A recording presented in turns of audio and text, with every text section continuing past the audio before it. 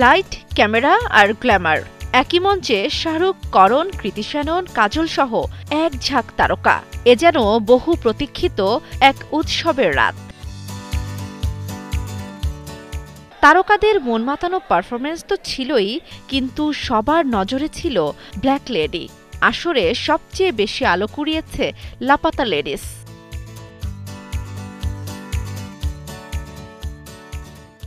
সামাজিক ব্যঙ্গ ও মানবিক আবেগে মোড়া এই সিনেমাই জিতেছে সেরা চলচ্চিত্র সহ ১২টি বিভাগে পুরস্কার, যা ফিল্মফেয়ারের ইতিহাসে এক নতুন মাইলফলক। পুরো আয়োজনে লাপাতা লেডিসের নামই বারবার হয় উচ্চারিত।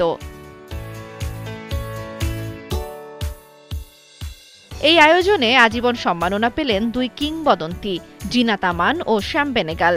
মঞ্চে উঠে করতালিতে ভাসলেন দুই প্রজন্মের সেতুবন্ধন।